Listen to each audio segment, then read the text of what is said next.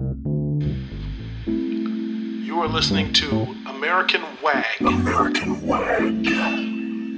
where the mind is respected and the truth is sometimes detected.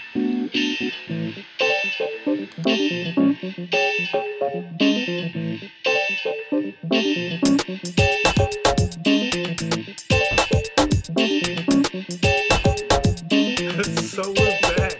It's 2024. Mark, how you doing, man? I'm alive. I'm here. I can't believe it. It's been a Good to while see you. since we did any American WAG stuff. I know. Too long. I miss it.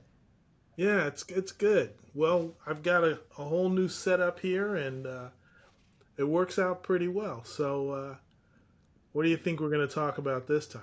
I think we're going to be talking about the Popo law enforcement today. Ooh, 5-0. It's this is probably going to be episode 040, but we could probably skip it to 050. I think you should. You should slip something in before this. I mean, just Cool. just because my sense of humor remains childish as always, and It's the best kind. It's I the know best kind. Children, the taking care of children is the north star of any civilization. absolutely. And the reason we get on so well is because my 5-year-old granddaughter has a more mature sense of humor than I do. Excellent, excellent. So you're like officially working with police, I aren't you? am, and this is probably the part where I probably have to do like some sort of official disclaimer, Hmm. uh, which is that I am part of a police chief advisory board for my local town.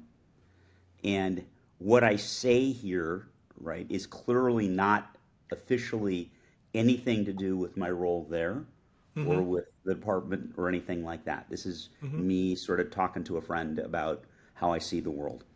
And Okay. so there's my formal legal stamp. But I Cool. am. I'm under the hood. I've been a little bit under the hood of policing for some time, but I'm much deeper under it now. And it's interesting to see both how. Speaking of, um, I hear we have that. a fire truck going by.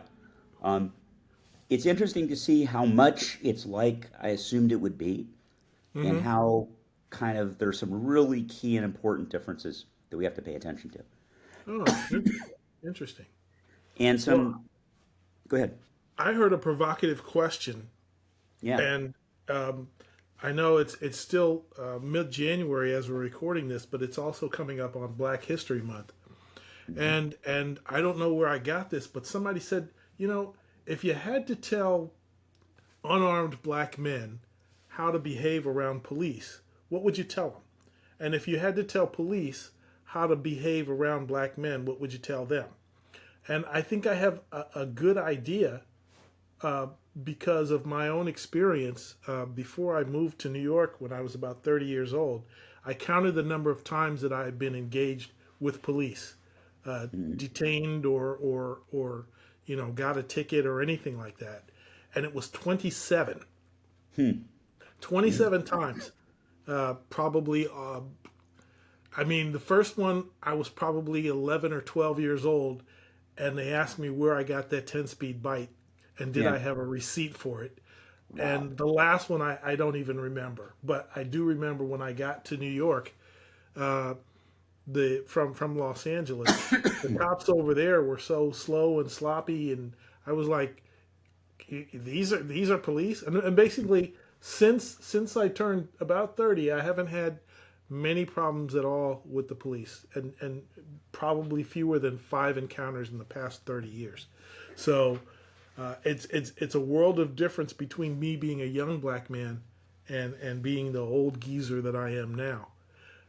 And the second part is that my brother, my real brother, my younger brother, was an LAPD officer. He's retired after about 18 years of service. And so we talk about that stuff a lot.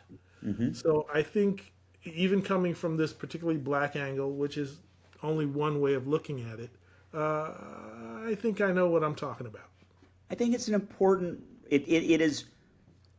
I think it's probably the important nut to crack in this conversation because I think that a ton of the angst and perception around policing is driven around the experience black people had with police and what policing meant around black people at the time. And I've got kind of a personal story and then kind of a conceptual, like, theoretical one to add. I mean, I spent a lot of time as a kid with a couple of black families because they were great people and worked with my dad. And, I got to do stuff with them I never would have gotten to do in a million years. And I distinctly remember two things, and I've told you one of them. I don't know if I've told you the other. Joe and Theodis Williams were two brothers who were labor foremen who worked for my dad in construction. And they lived in Watts, right by, I can't think what they renamed Will Rogers Park after some politician. But they lived about 4 blocks from Will Rogers Park. I remember Rogers Park. And I remember as like an 8, 9-year-old kid, because he had a son, David, who was just about my age, that he told stories about what it was like to grow up in the late 1940s and early 1950s in rural Louisiana as a poor black man. And I distinctly remember hearing these stories and putting them in the bucket of scary ghost stories that adults tell kids. Yeah. Right? Until I was like probably 13, and I don't know what I was reading. I was reading some novel about black experience in the South. And I had this kind of holy shit moment of like, wait, that wasn't like a ghost story. That was his life. For real. And, and that's the experience of somebody who is basically my dad's age. Right? This isn't 5 generations ago, forgotten, buried under headstones we've lost. This is, tolerably contemporary. And the other was probably, I was 10 or 11, probably 11.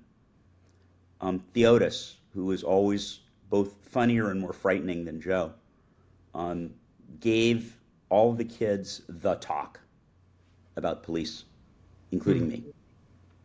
And it was, you stand up straight when they talk to you. You say yes, sir. You say no, sir. You do exactly what they say, right? You don't get excited. You don't get scared. It was you stand there at attention and ask them when you can go. Okay. And so you were about 10 years old. This was 1895 or 97, I think it was. Sort of just I think it was the Taft administration. And this would have been that would be in the early 60s, like 63, 64. Okay. And it stood me in great stead.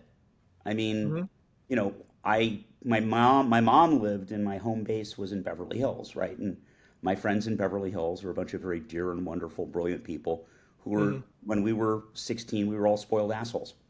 Right. And that was tempered in me by my growing up. But I do remember how we would get pulled over by cops, and these kids would mouth off, and I would sit there quietly. And, there's one time I used to race sports cars on Mulholland, which was stupid and unproductive, but fun.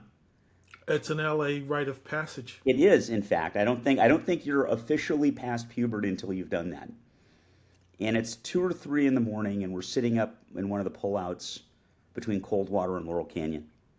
And there's this one other kid and me, and the cop car comes in, LAPD Metro. Remember, Metro officers. Okay. And each of us takes one of them, and I'm doing my thing with my cop. Yes, sir. No, sir. And the cop immediately shifts to being kind of avuncular with me. Okay. Look, you seem like such a smart kid. Why are you doing this stupid, dangerous thing? Right? You don't want to die. You don't want to, he's talking to me like a family member. Right? There's no threat that's clearly implied, right? He did his he did his FI card on me, but put that aside. And then all of a sudden, I see the other kid get grabbed by the cop. Right? They're standing up against the kid's car, which was like a Mustang or something. The cop wheels the kid around and just face plants him on the hood of his car. Bam. Ow. Right? And I'm standing there, and I just stand there. And my officer looks at me and goes, "You stand here." I go, "Yes, sir." Mm-hmm. Right? And I'm standing there long enough that I'm like worried that I'm going to have to go pee at some point, right? And they cuff the kid, they put him in the back of the car, they get on the radio, they're doing a bunch of stuff. Then they basically get out of the car, they uncuff the kid. One of the cops sort of whacks him on the shoulder. The kid's got a bloody nose. They drive off.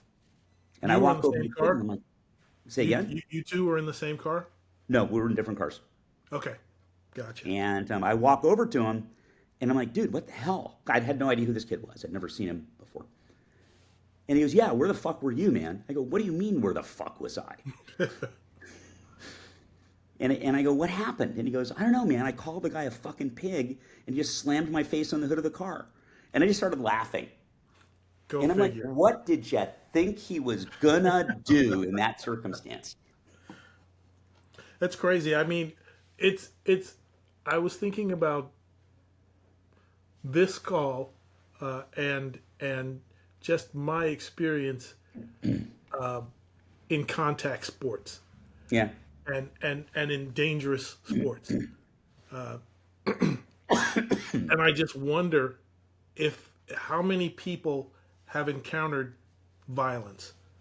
Hardly any. Well, I was thinking about a couple things, mostly with protesters, because we have a lot of protesters right now who've been deranged by the fact that there's a war on the other side of the planet, Right. and they're making that war their center of gravity because they believe, any video showing someone carrying a bloody child is going to pull people's emotions apart. Unless, But of course, the child's that's what Israeli, who will happens in skip over war. that. Yeah. Yeah, that's what happens in war. Yeah.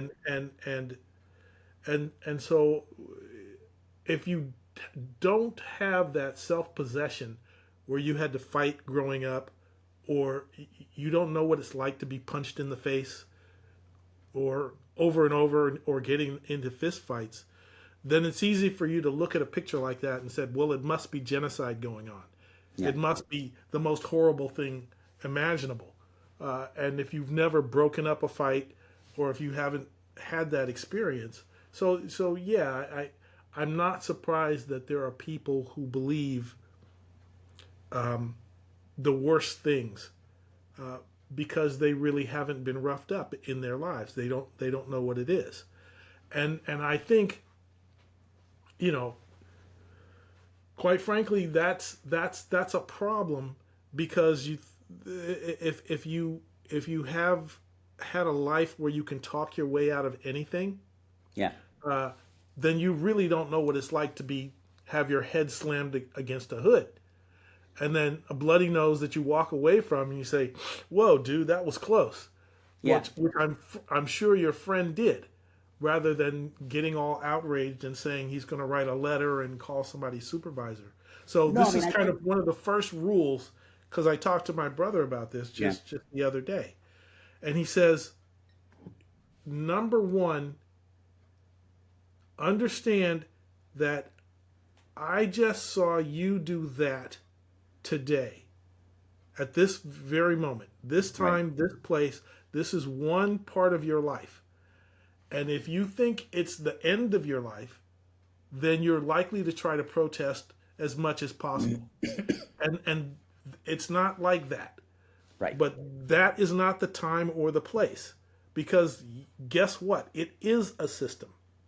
But if you're being arrested or if you're being detained, that's what's going to happen right then. It's not like you go to McDonald's and you're dissatisfied and you say, "Let me talk to the manager." Manager. Or, Right. "Let me see Exactly. your It's like, supervisor." You don't get to stop that process. You don't get to change that process. All you get to do is follow instructions, or you escalate the situation. well, and that's the sort of second piece of it, right? And there's a third piece I want to talk about, which is contextual. So that I'm somebody who shoots a lot and is involved in I'll call it the practical shooting community, which basically means the shooting people community. Mm-hmm.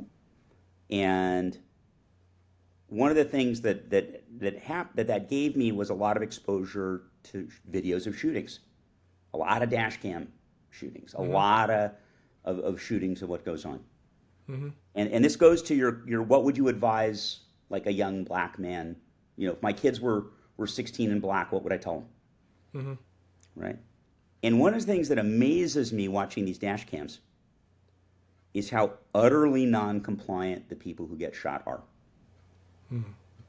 And there's a special subset of videos that I pay careful attention to, which are the ones that aren't a gunfight.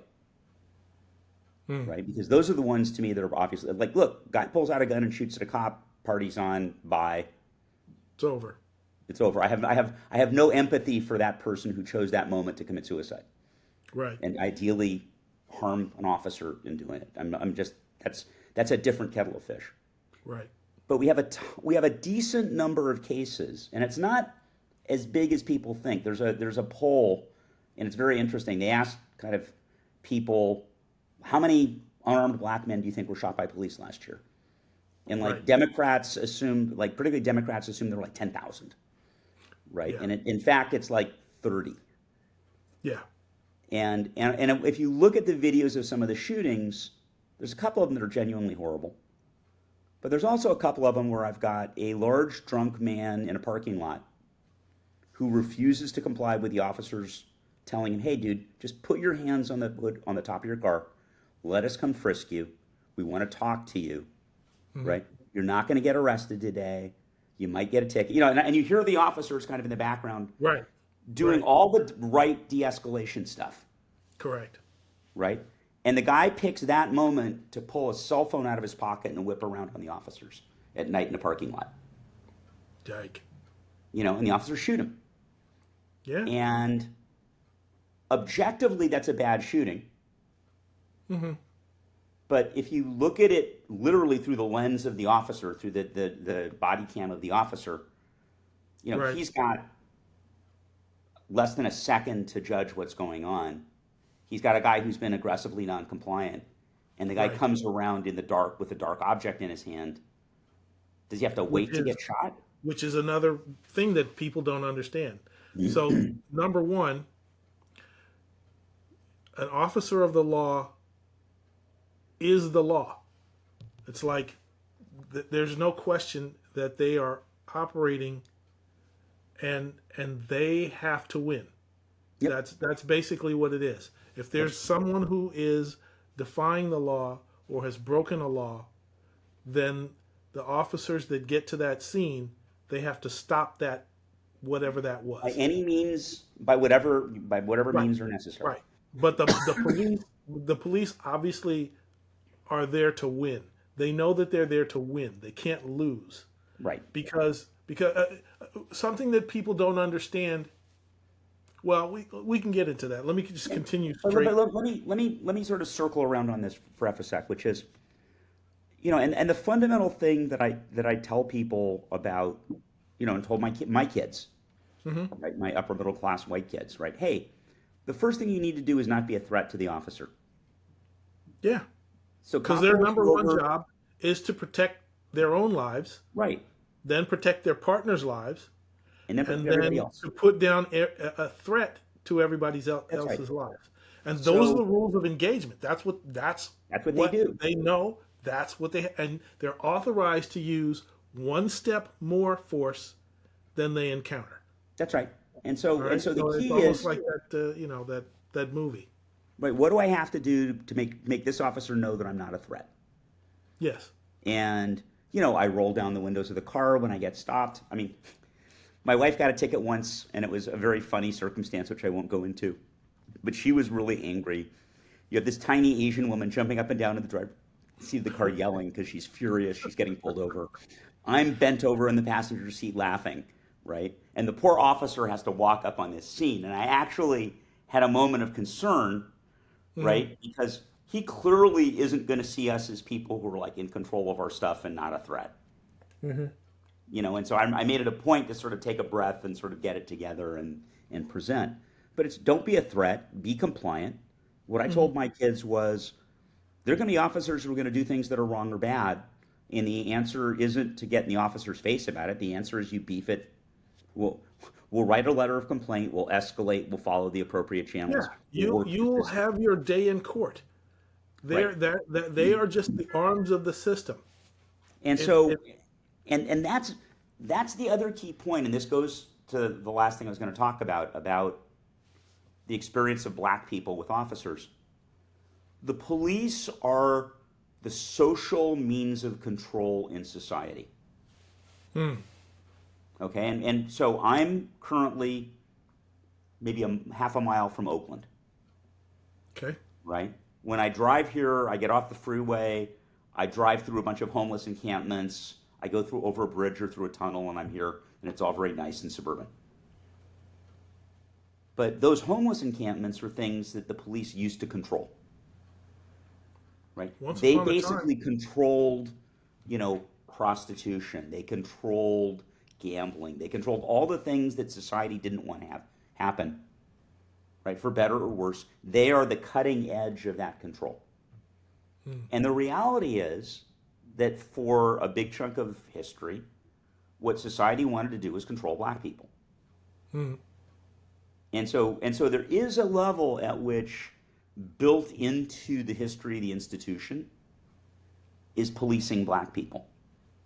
yes, And that's something that I don't think we've quite gotten on the other side of yet.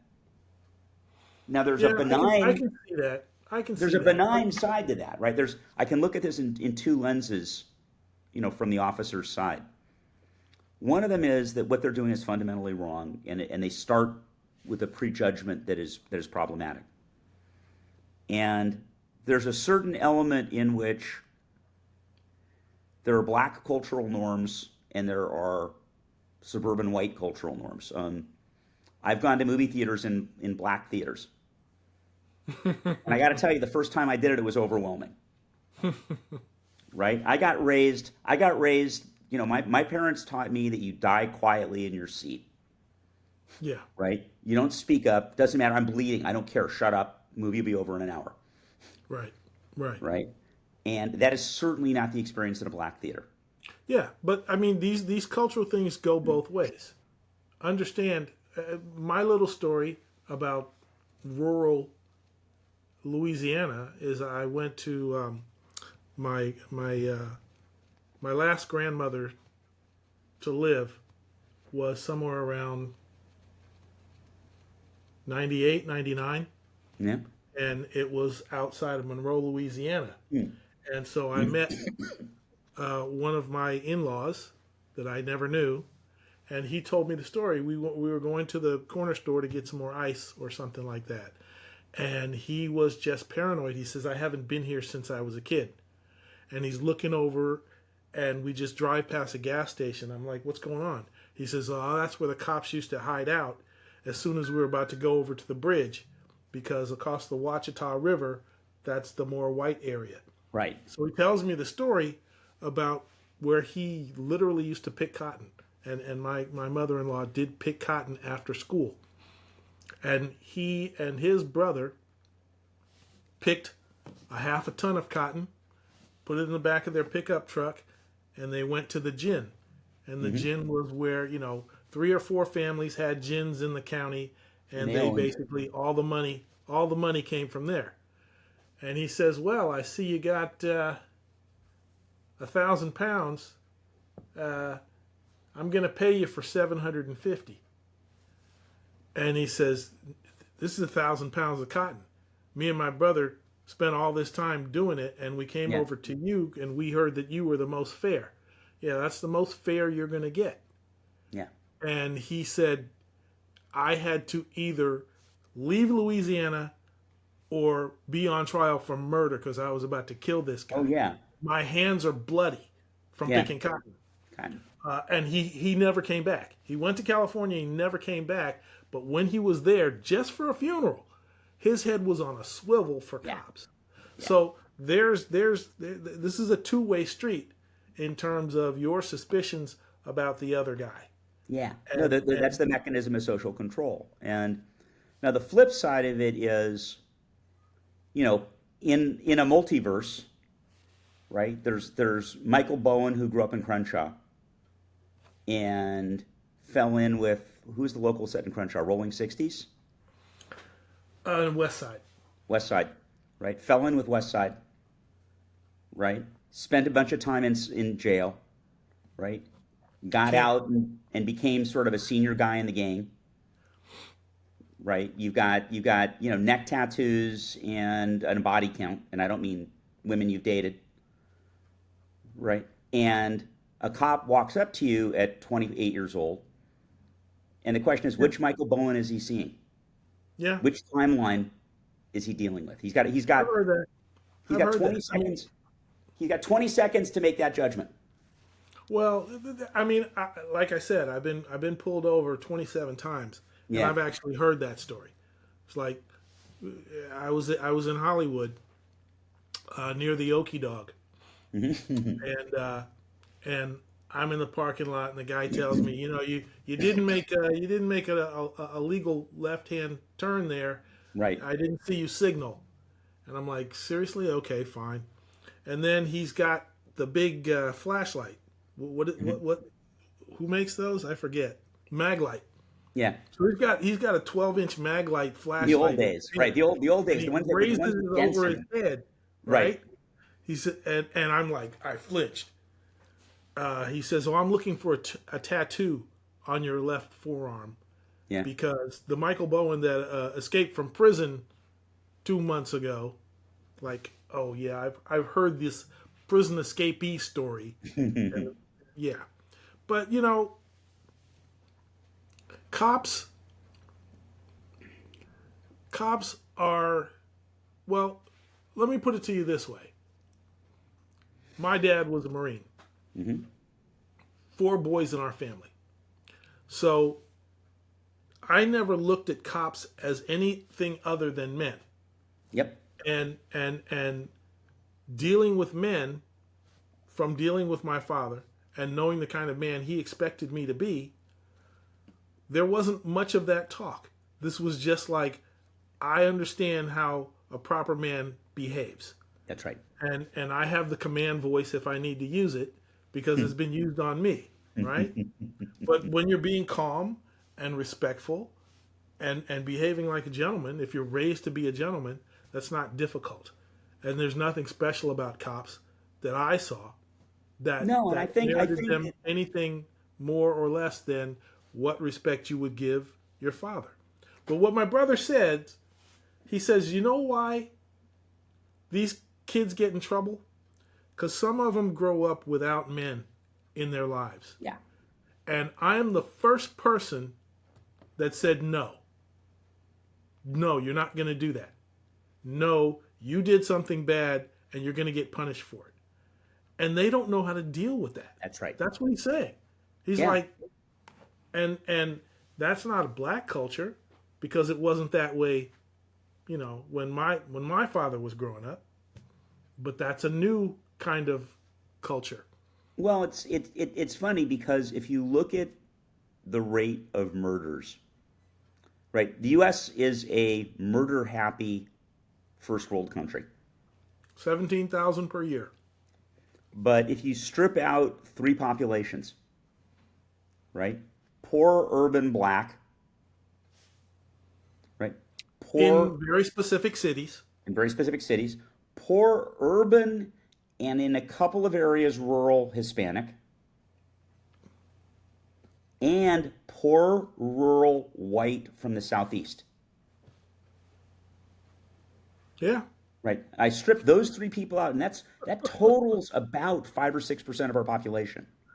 Oh my goodness. We have nicknames for all of those 3 groups. We do, and suddenly our murder rate begins to look a whole lot like Europe's. Sure. Even better. Even And better. so the issue is that this isn't a black thing. It's not encoded in your genes. No. This is a cultural thing, Yes. right? That spreads mimetically through a couple of different cultures. And what you wind up with is this guy in the parking lot who's belligerent, drunk, and is absolutely not going to do what the cops say. Yes. And But it's your goddamn generation that went countercultural Mine? Wait a minute. No, I don't disagree, and that's a Yeah, I different know, discussion. but my point is that these things that we are calling cultures, we used to call subcultures or countercultures. Right. And even your hypothetical about me being West Side Crip, that was not even considered, when Martin Luther King was growing up. That's He right. wasn't considered. Cops wouldn't presume him to be a gangbanger, and that be their justification. That's They right. were just cracker cops. Yeah. But that is the culture we now accept. We now accept that DMX, if he's still alive, he's going to be doing that kind of thing. And Yeah. Suge Knight, the producer of Death Row Records, I mean, how did that happen, right? Right. But even he knew when he got arrested for murder because he drove over somebody with his Escalade Mm-hmm. and was arrested for vehicular manslaughter, which was probably premeditated. Yep. He knew where to show his hands, That's how right. to walk calmly, and get in the back seat of that cruiser and work the system. So So even he didn't fight. He wasn't going to not cooperate. no, but I think part of it is, and I mean, I'm going to go way out on a limb, and this is a sidebar that's going to distract us. I think that when you when people don't have access to the mechanics of civilization, Hmm. right, for whatever reason, Mm-hmm. they become tribal. They live in tribes. Mm-hmm. And tribal behavior is very much honor and shame and pride based. And the hard reality of it is that if you read Homer, right, a Greek tribesman would rather be cut down than shamed. Mm-hmm. Right? Hector would rather walk out of the castle knowing he's going to get killed by Achilles Mm-hmm. than face the shame of not doing what he's supposed to do. And these Yep. kids, right, who don't have fathers and don't have, culture past TV and whatever they Mm-hmm. get off their phones, Mm-hmm. right? These kids would rather die, right, than lose face, than get fronted. I agree 100%. And the interesting thing is, I know what gangbangers and knuckleheads behave like, and I know. I mean, it's just I didn't have there weren't gang members on my block. There Yeah, weren't members within a 4, 5, 6 block radius of my. I mean, we all knew where the thugs lived. yeah, Okay? They lived on West Boulevard in Adams, and mm-hmm. that's where I had to go to the cleaners. And there was a Sugar Ray's boxing upstairs. So anytime I had to go to West Boulevard, I was like, "Oh boy, here we go." And that was where the Section 8 housing was. Yeah, Okay, that was the one spot in a big 1 square mile area. We ride our bikes from Crenshaw to La Brea, from Exposition to Adams. That whole area. There used to be hooker motels on Adams, on West Adams, and that was basically it. There used to be a precinct over there too, with a literal Irish sergeant. Because I remember talking to him when my bike got stolen. He said, "What's your name, Sonny?" I said, "Michael." He says, "You know the song, Michael, roll your boat ashore?" And I'm like, "What are you talking about?" talking about. So he starts singing it. Yeah, Anyway, um, but I think that we're a little bit afield, right? I think there's a couple pieces. There's the police as a mechanism of social control, yes, and part of the problem is I think that's broken down. yes. But here's the point that I wanted to get to. Yeah, If I was going to be tribal, and if I was in a gang, I knew that behavior. right. And I knew that I would have to confront cops Mm-hmm. and call them the pigs, Mm-hmm. right? Because I had to negotiate for my own safety when I went into Crip territory or Yep. Brims. before the Bloods, before there were Bloods, there were Brims, there were Blackstones, Yep. and there were West Side Crips. And a kid in my middle school wanted to start the Gangster Crips because he wanted to wear a bomber jacket. And if you're wearing a bomber jacket, you had to be a Crip. But those guys knew they were going to face the batons and the chokeholds, all right, and not necessarily guns and shot down. Right. But yeah, you'd get your head slammed on the hood. Yeah, you'd get roughed up. Yeah, you'd get beat up. So I watch a video of this guy who was clearly a cholo. Even just the way he rode his bicycle, I could tell, right? Yeah. And everybody says this cop is roughing him up and being unnecessarily rough. But I knew I could see the dynamic. Again, because I'm self-possessed. I had to get in fist fights. I knew what gangbangers behave like, and I know what aggressive cops were like. And so where everybody politically will say, this is police brutality, I recognize the tribal conflict there. Well, but And so this cop got in trouble for slamming a guy up against a chain link fence. But see, Seriously? but there's actually a technical name for this. It's called street justice. Yes. Right? The kid who got face planted on his car, right? That was street justice. The cop didn't have to arrest him. There's no paperwork. Right. Right? The cop sort of said, look, we're going to tell you how far you can go, and there's consequences if you go too far. And we're just going in the opposite direction. We're going the opposite because direction. we have bleeding heart bourgeois people who can't stand the idea that And all cops are brutal. And when Well, so cops the are issue- not brutal, and when the thugs get away with it, we have the problem that we have now. well, the Which issue in is Target, that- I can't even get detergent. The detergent is locked up right. because shoplifting is not a crime anymore. Oh, last night, I'm hearing what was probably a street takeover across the estuary in Oakland. Mm-hmm. You know, and there's not an intersection I've driven through in Oakland that doesn't have donuts in the middle of it. Oh yeah, they're all over the place here. And but you know, this went on for 40 minutes. This wasn't one guy doing it twice. No. And No, everybody and so- has a cell phone, and everybody knows what Discord room to go to before the next thing happens. Before the next thing. You know, we had an issue at the mall right in the South Bay where apparently on the order of 1,000 young black kids showed up. And it's all done in social media. Yeah.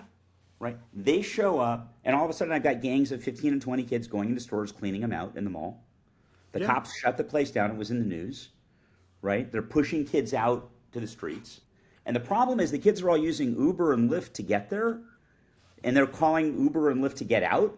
The Uber driver comes up, sees the lines of policemen, and says, "I'm out. I'm not taking this ride." So the poor kids are stuck there. But that is a culture. Right. That is an American culture. World star.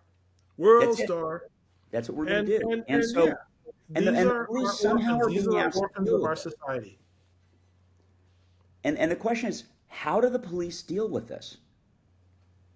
Right? We don't have enough police officers for them to build relationship with the charming little scamps who live in the neighborhood, right, and steer them to the straight and narrow. It's going to get worse. Oh, it's going to get a lot worse. I'm just talking to my brother the other day. We're hanging out in Garfield Park in South Pasadena, and we're just chilling. And he says, there's a lot of LAPD cops that are going to be taking early retirement Oh, yeah. this year. They can't And recruit. I've heard the same conversation about people who work with our friend Gascon. Every department is having trouble recruiting. Manhattan Beach is having trouble recruiting. Think about Jeez. that. Being a cop at Manhattan Beach is as close to heaven, right, as I can imagine there being for being a Seriously. cop. Seriously, that's like Baywatch. Right? They pay incredibly well, right? There's no real meaningful crime, and they can't recruit. There's one bunch of aging gangsters in North Redondo, right over near TRW. Yep, exactly. That's basically it. What they basically do is drive around in their Honda Civics with a loud exhaust and annoy people. That's their version of crime. Um, but but we're in a place where we need to rediscover and reinvent the mission of policing. And policing can't be everything, right? It can't be this guy's having a mental breakdown in his house. We'll call the police. Yeah. It can't be Well, somebody's robbing a bank, right? Val Kilmer and Robert De Niro are robbing a bank. Let's call the police, right? You know, I mean, it's like, what are the boundaries on what we expect police to really? but there's no other infrastructure. That's the I problem. mean, just to get encoded radios and a new dispatch center, because these individual cities can't do their own dispatch. Some No. of them still were in buildings that were built in the 70s, and they're still running, Windows 95 for these dispatchers. And I mean, you and I know a guy who made an app so that if you're in trouble, That's you right. can You call call your family instead of 911. See, this is what terrifies me, right? What terrifies me is in Mexico, we've seen this real resurgence of vigilantism, It's coming. right? And vigilantism in Mexico looks like this. I grabbed some guy in my store claiming he was stealing from me, right? Maybe he was, maybe he wasn't, maybe I owed him money, maybe he made my daughter angry, but let's assume he was actually stealing from me. I run out into the street yelling. All the other merchants come out with sticks. They beat the crap out of this guy. They tie him to a lamppost. And if he's lucky, they just beat him up. And if he's not lucky, they set him on fire. Yeah. Yeah. And the Well, problem I've got with that, Maybe I again, watch is too much TikTok because I see this stuff in road rage. And somebody's going to road rage against the wrong person. oh yeah, And it's going to end up very bad. you're starting to see it. So Oakland, which is my bellwether, right? Oakland is sort of as bad as it gets to me. I don't know. I think Baltimore's got Oakland beat. Well, but I mean, I don't live, I don't know Baltimore. okay. I didn't used to have a house in Baltimore. I don't have, Fair enough. Fair enough. I don't know the pulse of the place the way I do Oakland. Yeah. The merchants are shooting back. And again, I'm like, the armed liberal, like, yay, but no, I don't like yay. I don't want people shooting other people. I don't either. I want the don't police either. to deal with this and keep it from ever getting to this point. And I'm terrified about it because the hard reality is that if you take the median merchant, 2/3 of the time they're going to make bad decisions. Yes. Not I've half the been time. in that situation. Swear Right. to God. I was when I moved back to LA County in 97 from Atlanta. Yeah. All my kids are preschool age, 2, 3, 4 years old. And I'm going to this gas station on Lincoln. And this kid wearing the uniform, white t-shirt, saggy pants. Yeah. I see him just take off running. I'm pulling up to get some gas. Next thing I know, guy's got a revolver. He's shooting. Bullets are going everywhere. Yeah. I have my 3-year-old daughter in the car seat in my minivan, That's right. and just like right above my head, he's hit the sign that says which pump I'm at, Yeah. and I was just livid. I was Yeah. furious. I Yeah. was like, "So he robbed you, and you're gonna shoot over your paying customers right now?" Yeah. Oh my God! I was like, "I'm staying here till the cops come, just so I That's can tell them this what you fucker did. No. almost hit my daughter." This is not the world we want to live in. No. And the part of the issue is I use the word legitimacy a lot.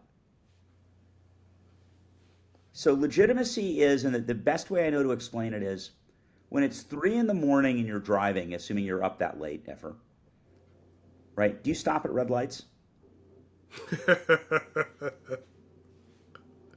I had this conversation myself, and I was in Queens, and I stopped at a red light.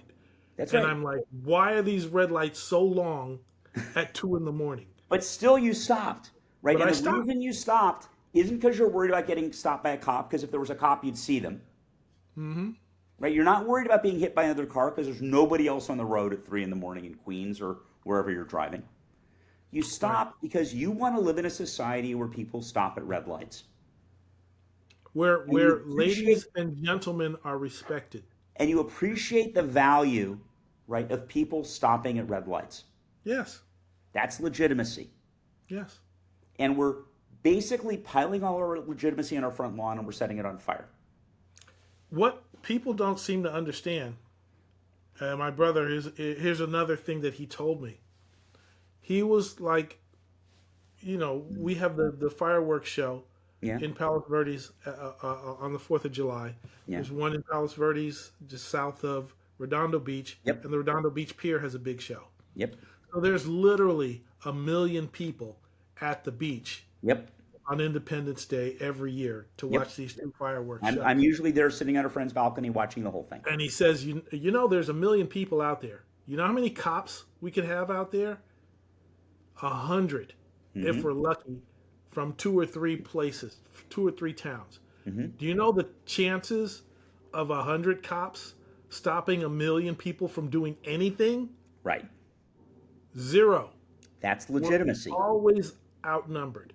Yeah. And we depend on people to be civilized and call us when there's a bad situation that they can't handle. But nobody can handle the mob. That's right. Know? And they let fights go. They're like, all right, I'm going to wait till these guys are tired of fighting. Right. Because somebody's going to get knocked out. And or they're just going to say, okay. Well, I mean, that's the 2 drunks fighting on Pier Avenue in Hermosa. Yeah. Right. The cop on the bicycle is sitting there watching them, going, "I'm not getting in the middle of this." Right. Like, and they're flailing at each other, and everyone's laughing, and then one of them throws up, and it's over. Yeah.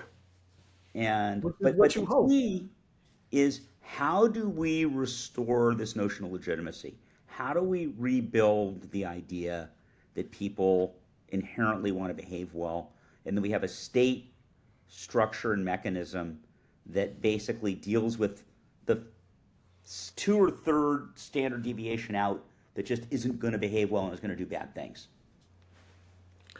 I don't know. For California, I honestly don't know. For California, I'm worried about cartel money.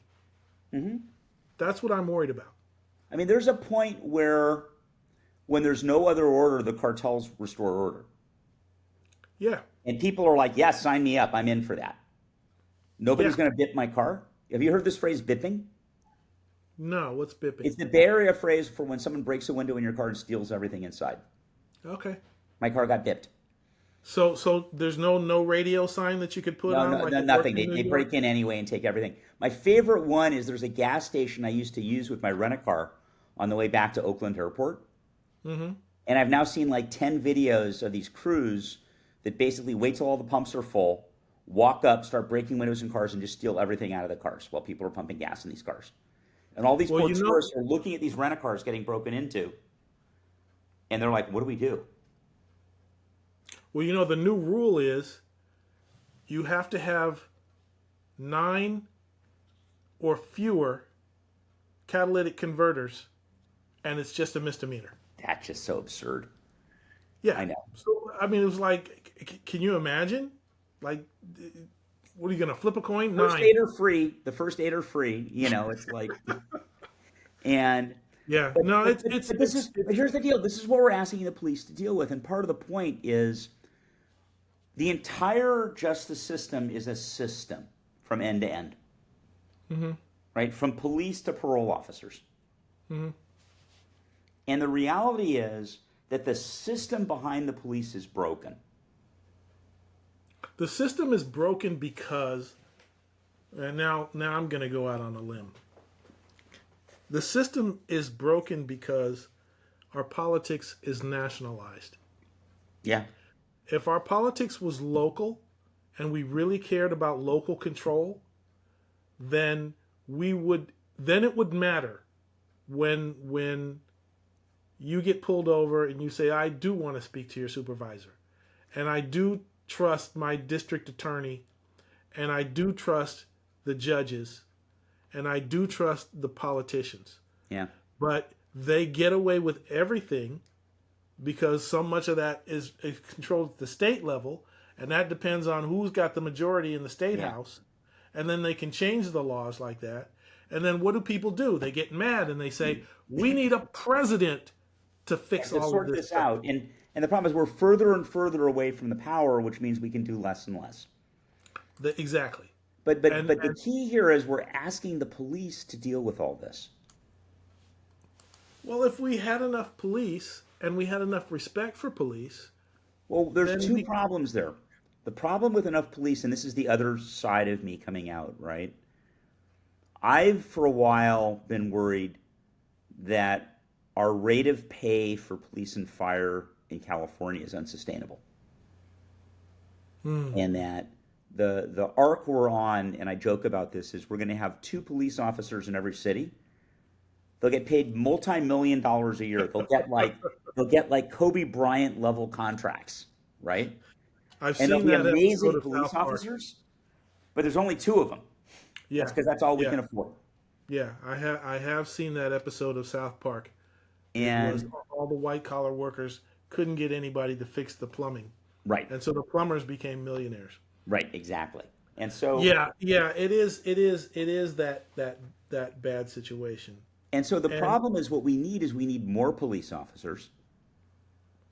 with enough time on their hands to go make friends at the high school. This is the what broke, and what actually broke, and it's actually, I want to say it's Parker, Daryl somebody or other at the No, LAPD. it was Parker.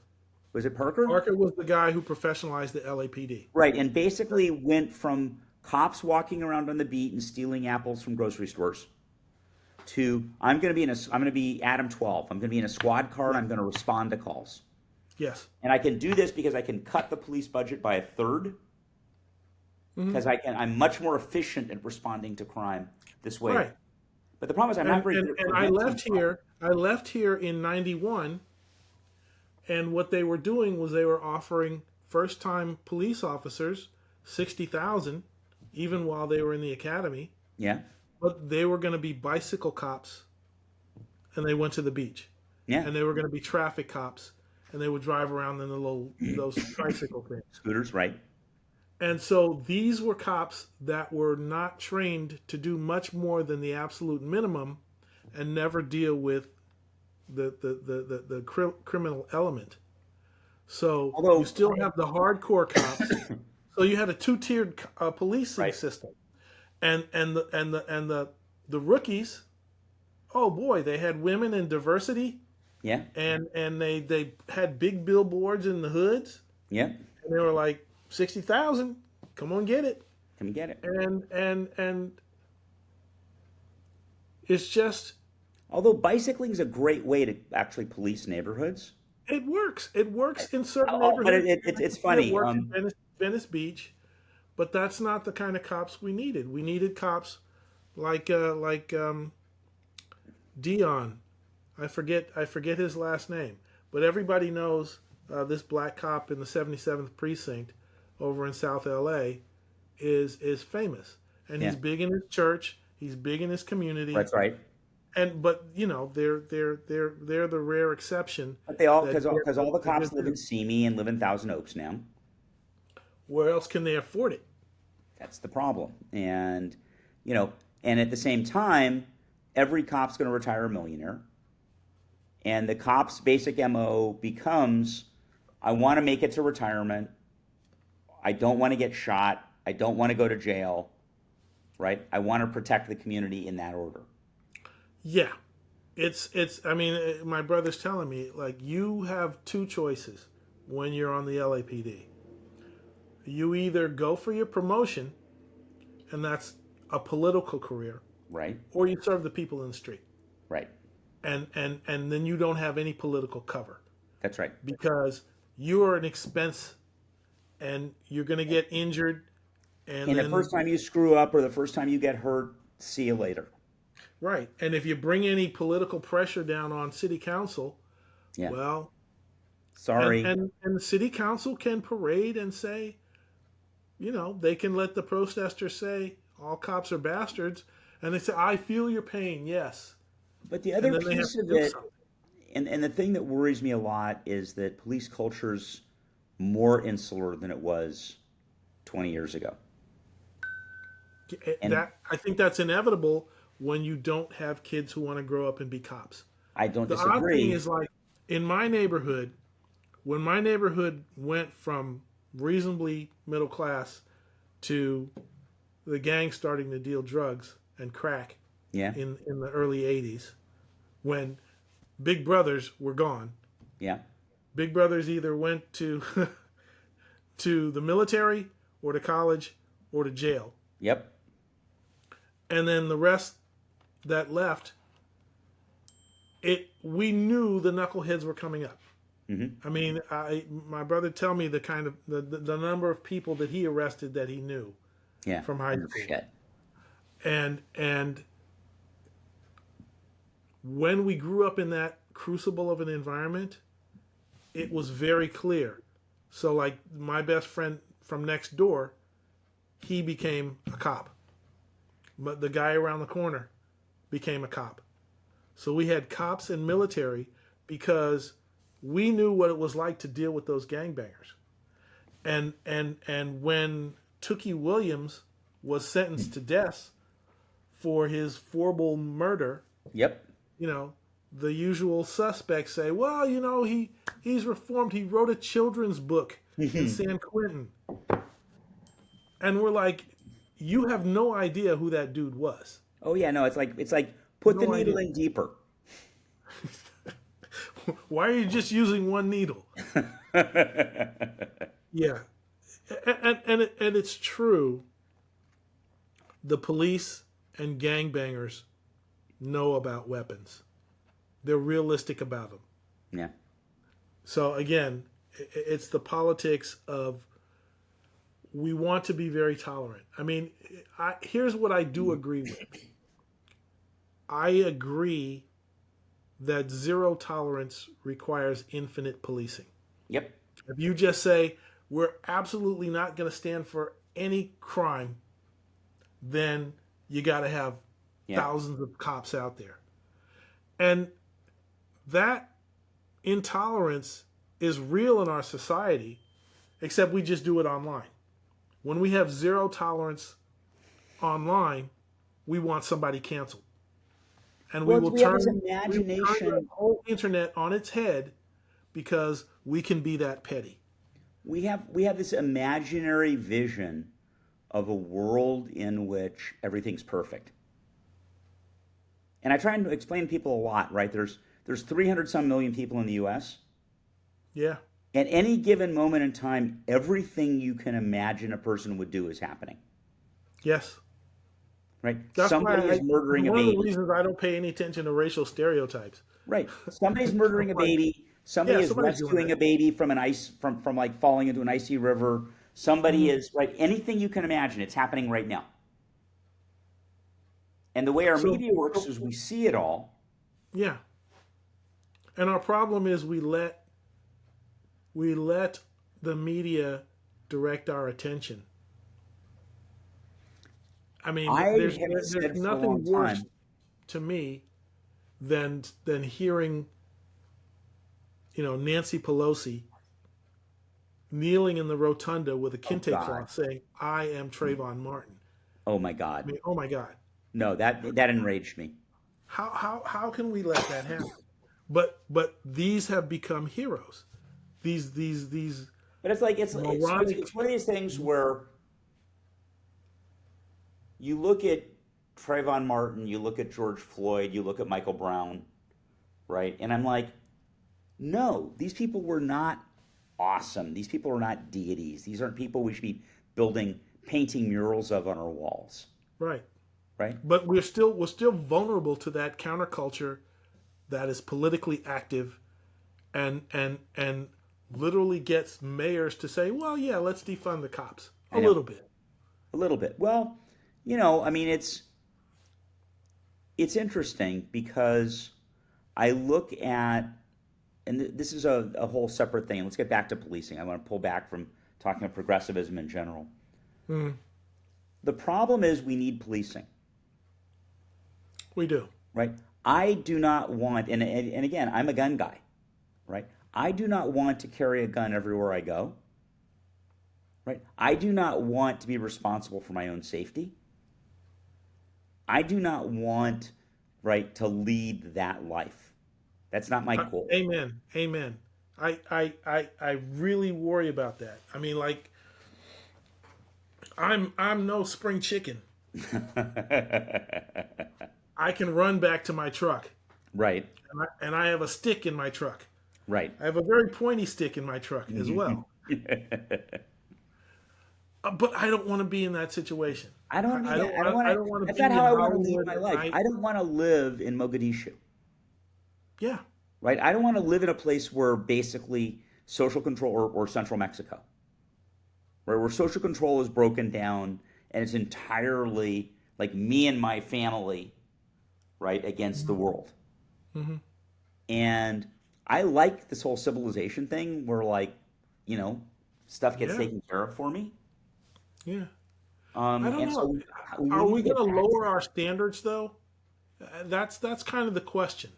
I mean, if again, to be stereotypical about it, if you grew up in Chiapas and you have a fourth grade education and no English, Yeah. and you're used to dealing with MS-13, Yep. and you make it to the United States and you come over here legally, you know, the worst thing our cops do is nothing to you. And the amount of lawlessness on our streets, you can keep your head down. Yeah, that's right. And the question is that going to be our standard? Or are Well, but we the going problem to is there's just a say point where only Karen wants more policing than that? yeah, but the issue to me is there's a point where there's a tipping point where things move badly in a big direction. Mm, And again, I look at Oakland, hmm.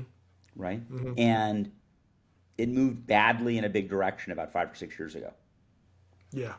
And I think that the issue becomes one where, and this is what gets me bent, the people who suffer aren't me, right? I got bitchin' insurance, farmers rocks, right? They break Yep. into my car, I'll get a new car, right? They break into my house, they steal my TV, I'll get a brand new TV. It'll be better than the one they stole, Yep.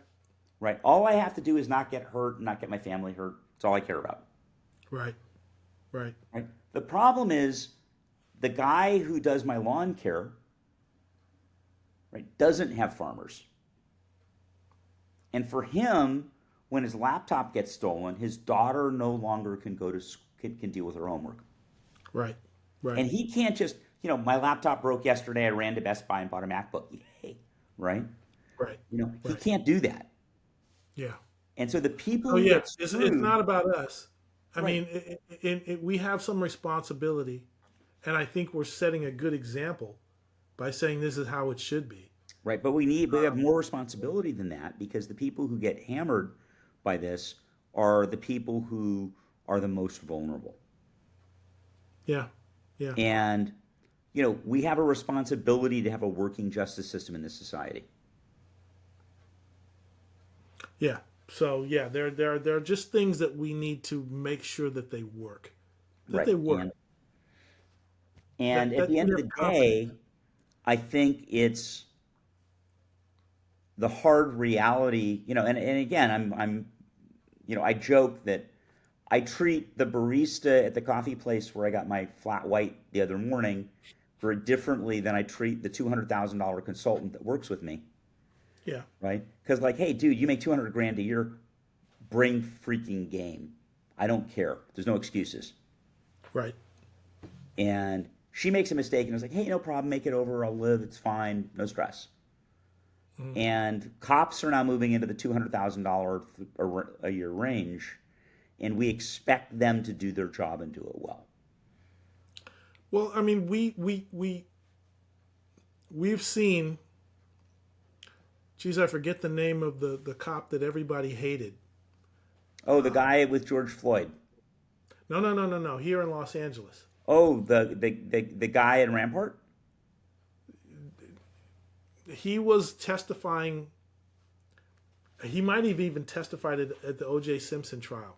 but I Oh, can't right, remember his right, name. right, right, right. He I was the can think of most the guy you're thinking famous of, the white racist guy. white cop in Yeah, no, yeah, he lives in LA. Idaho, and he's sort of the super right-wing white cop. Right, right, right. But after the debacle that engaged him, that's when we got the Christopher Commission to come here, and again federalizing the laws, and LAPD went under a consent decree, And it made it worse.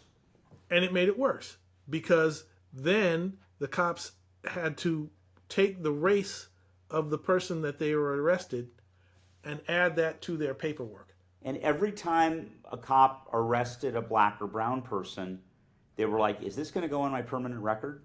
Yeah, yeah. And then we get another one of those crazy politicized situations where a homeless man is about to rape a homeless woman in one of the tents, which are now legal, Yeah.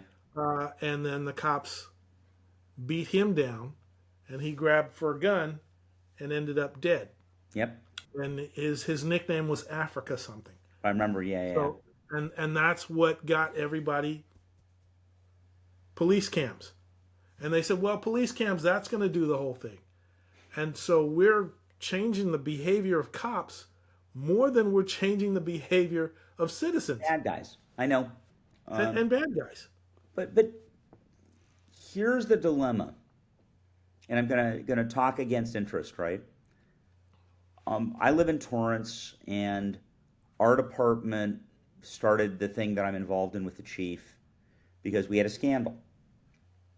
And the scandal was, interestingly enough, if you read the papers, the scandal is the police arrested someone and then spray painted swastikas on their car. And the impression you get is, well, they arrested somebody, they must have been black, so they painted swastikas on a black guy's car. That's horrible. Turns out they arrested a skinhead, and they painted swastikas on the guy's car. But the fact that they painted swastikas on the guy's car while it's an impound is like insane to me. Like, how could you think you're going to get away with this? The logic, I now I get the logic. I mean, I get like- why you would do it, but why would you think you're going to get away with it? This is Yeah. the show that you and I are going to make fame and fortune because we're going to do a reality TV show called "What the F Were You Thinking?" And we're going to interview people like that, and we're going to go, "So when you did this, what exactly were you thinking? Oh Right? God! How did you think Yeah, this was going to come out?" We do need that instead of America's Got Talent. You know, I'll sit on that panel with you. I know. It's like, wouldn't that? It's like, because I just shake my head a lot. Yeah. And but the issue is we have to find a way to restore social control. I think people just need to meet with cops. I mean, I just say, you know, if you're black and you go to church and you have a big enough church, there's probably a black cop in your church. Yeah.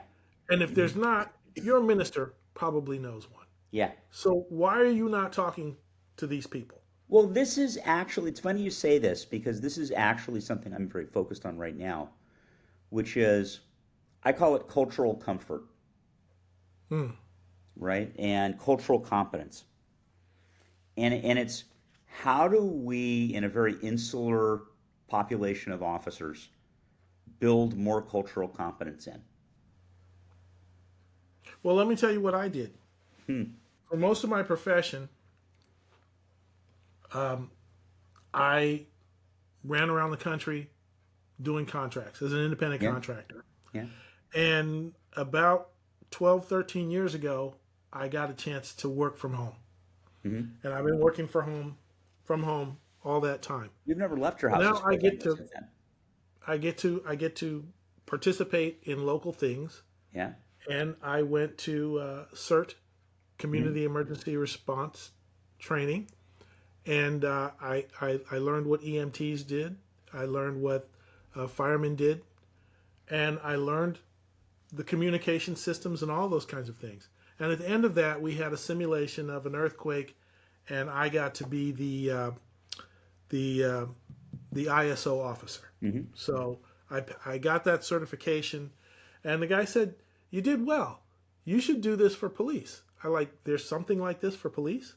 and said, yes, there's a student, a citizens police academy. Mm-hmm. And I spent about 12 weeks, 3 hours in with the local cops. I got to know what they did in every department. Yep. And, it's a relatively small police department, about 100 officers, but I got to know what they did in criminology, Right. in motors, in hostage rescue and SWAT, in domestic violence, in, graffiti, in gang intervention, all the different departments, canines. And I got to know different cops, and I got to know how I might be as a cop.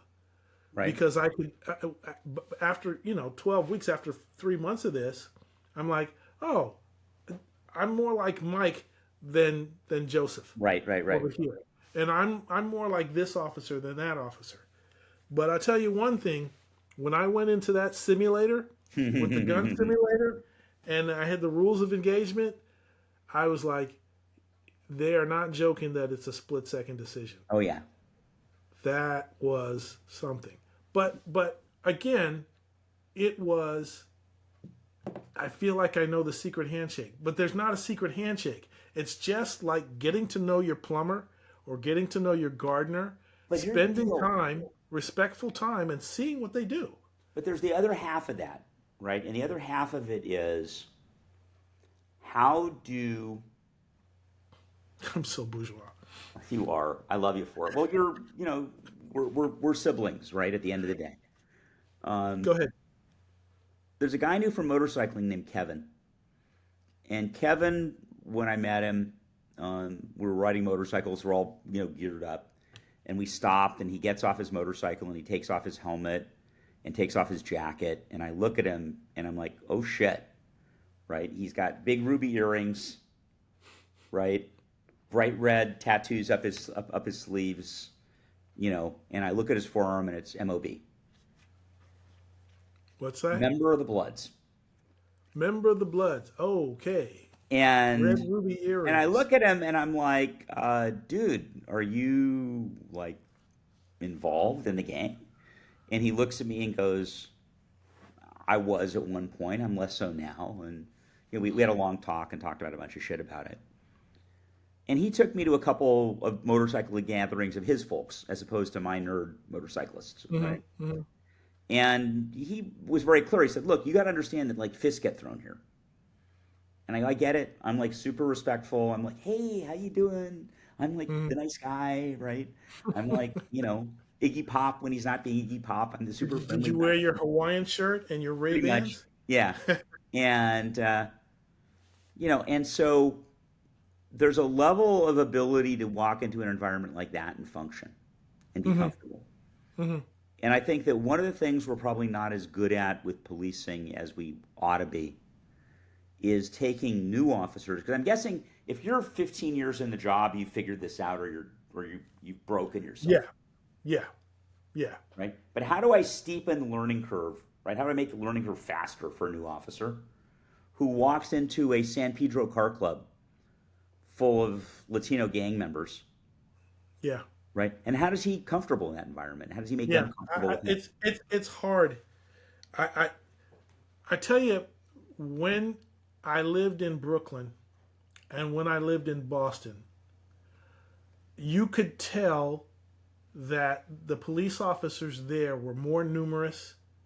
They were more accustomed to walking beats. Yep. They are more accustomed to dealing with the public. I mean, I don't know how many times I saw transit cops and regular cops just standing there, and kids would jump the turnstile, and they're like, not right now. And I remember the idea of a lazy cop, because everybody believes, oh, you got a quota, you got to give so many tickets, and he's like, no, there's so many violators, so many violations. Some days I go after them all, but most days I'm just like, all right, this looks like it's going to be a relatively easy bus. However, more importantly, if I see kids in the car and the parents are driving recklessly and they're not buckled in, I will come down hard on them Right. because But I I've think seen the other side of that. but here's what my cop friends tell me. What they tell me is they're looking for the consequential bust. Hmm. Right? Who's the guy who didn't make a left turn signal who might actually be a bad guy? Right. Right? It Right. ain't going to be a Volvo wagon. Right? It's going to be a slammed Honda Civic with black windows. Yeah. And The loud you know, one. who is the person who's likely to yield like something juicy and good? And Yeah. and they make the best decisions they can in an environment where we're all violators. Right? Yeah. I can't tell you the number of times when I was young, I got tickets, and I'm like, I was going with traffic, officer. And he goes, yeah, but you were still speeding. And I go, but why Right. me? And he goes, because I picked you. You know, reminds me of a joke, and then maybe if we have more time next time, we can come back where the highway patrolman is sitting up there on his hood, and he's got the radar, yeah. and there's nothing happening, and then all of a sudden, a guy in a red Corvette goes by 110 miles an hour, and then cop pulls him over, and he says, "Son, I've been waiting all day for you." And he says, "I got here as fast as I could." So one of my cop friends had a great story. He said that when he was on patrol in West Hollywood, it was end of shift and he was bored. He would tell people, if you give me the best excuse I've ever heard, I will let you off. Mm. And the best excuse he said he ever heard was a guy looked at him and said, I'm an accountant. I'm trying to get to the IRS to get my client's papers in on time. And he said, he looked at the guy and said, would you like an escort? Very nice. Very nice. Yeah. It made a very big difference for me to get to know some cops. I mean, other than my own brother. Yeah. Um, Because you hate your brother anyway, because we all hate our brothers. yeah, well, yeah. I maybe I'm responsible for what he is because I used to beat. Yeah, well. Uh, and people just need to get more involved locally Yeah. and get to meet cops because you do We have need cops recourse and people and to talk at a yeah, point where they're not talking at gunpoint, they're not talking with red lights in the back window. yeah, yeah. And I That's think not the moment. that cops have to climb a learning curve, right, about this new role that we're sort of asking them to somehow fill. And I think at the same time that people need to embrace the fact that we're all better off if there's some level of social order, and that's what police do for a living. And sometimes they're just mediocre. Hey, not They everybody's are they perfect. are just Everybody has a mediocre. bad day. It's just like I do not want to get a twisted ankle. I hope this guy doesn't make me get a Don't twisted make me ankle. run. Don't make me run, or I'm going to be angry. Yep, yep, yep. And I had a friend, one of my cop friends, got called out to a drunk homeless guy at a Trader Joe's, and tells the story about driving into the parking lot. And this is a known character to the local police, right? And the guy's in the door of Trader Joe's, like he got a 40 in his hand. He's yelling. He's drunk. Officer flashes the lights to get the guy's attention. Guy turns around and suddenly jumps on the hood of the car. Oh boy. And the officer looks and just goes, I am not dealing with this today. And calls for backup. And Yeah, just says, yeah. It's weird. I mean, I think one of the interesting things was, and I was out in Hollywood just last week. A friend of mine was called me out, and we went out there, just a little bar up on Cahuenga. yep, And on our way back to get a light snack, there was a woman lying in the curb. yep, She was like a good foot off the curb in the street, yep. and anybody who had made a left-hand turn Would have clocked her, could, yeah. could have hit her. So he pulled over, and I helped her get up. And, it was just some things were kicking in. I was like, all right, I recognize that she's a young woman, 20s, maybe early 30s. Her hair is black, a little patch of gray here. Her fingernails are painted black. She's wearing a silver jacket, about 160 pounds, Hispanic looking, wearing black pants, black high heels. And she was not drunk. I don't know what she was on. Yeah. But she could not stand up. Yeah. I mean, she had that same look of somebody who gets knocked out in MMA. Right. Like, I think I can get up, but I can't But get no, up. can't do it. And the eyes are going in different directions. Right. And I got her to her feet, and, and then she left her purse, so I went and caught her up.